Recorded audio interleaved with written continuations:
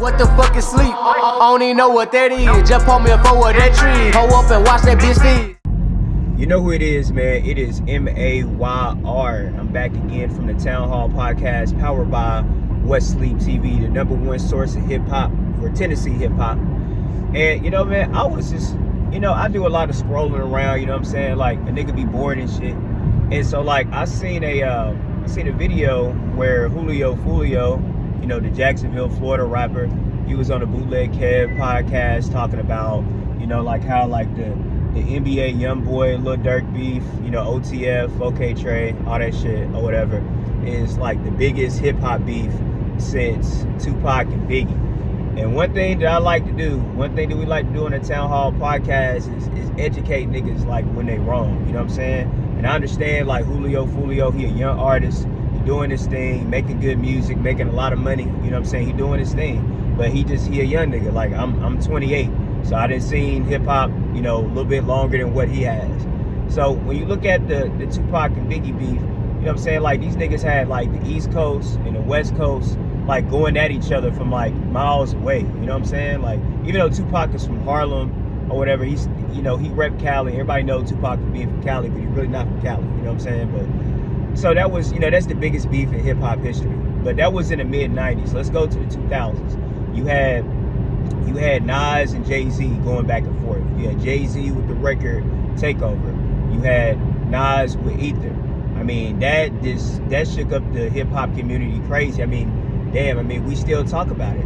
I mean, Nas had the Ether record, which is the greatest diss record of all time. When niggas say, like, a nigga got Ether or whatever, it comes from that. That's just not, like, no, you know, some word that niggas use. Like, that come from fucking Nas, you know what I'm saying? And, you know, that had the whole hip-hop community shook up for like a year. It wasn't just like a 2-week thing. That was like a year thing. So let's keep it going. Let's go to 50 Cent and Ja Rule.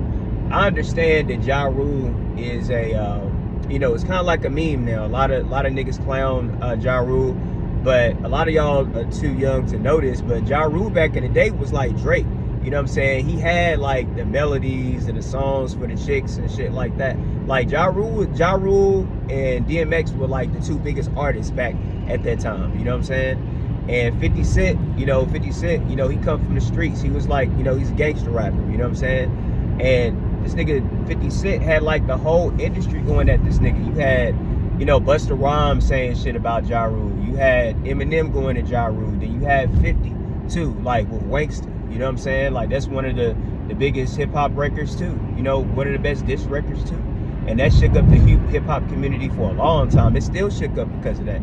Ja Rule is a meme today because of 50 Cent. And speaking of 50 Cent again, you had 50 Cent versus The Game. I mean, there were shots fired with that. I mean, it was a whole shootout, like in New York. You know, like the whole 50 Cent, The Game beef was really childish as fuck to me.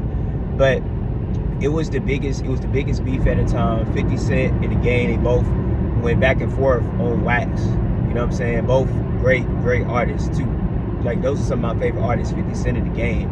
So you had that, you had that for a while. These niggas had to do like a whole press conference because they you know, they was beefing and shit like that. They had to do like a whole press conference, bro.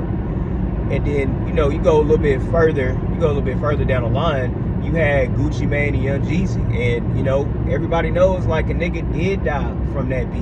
You know what I'm saying? Like, everybody knows Smoking on Pookie Loc Tonight. I mean, everybody's seen the goddamn verses and shit, nigga. And then, you know, even to like an even smaller degree, but I believe this is a bigger beef, like the Drake Eminem beef. You know what I'm saying? Like, Drake had like corporations like Wendy's and Taco Bell, all kind of bullshit going at Meek Mill. You know what I'm saying? Like, ain't no beef ever been like that. I mean, Wendy's ain't making fun of Lil Durk, or McDonald's ain't making fun of no motherfucking NBA YoungBoy. You know what I'm saying? You got that. You got the Drake Pusha T beef, all that type of shit. So, you know what I'm saying? I understand this beef between these two guys is a big thing. You know what I'm saying? I don't want to minimize that. You know what I'm saying? But nah, bro. Like, it's been way bigger beefs than them two. Like, Julio, cut it out, man. I'm a fan, but cut that shit out. But anyways, you know what it is, man. It's been Mayr from the Town Hall Podcast.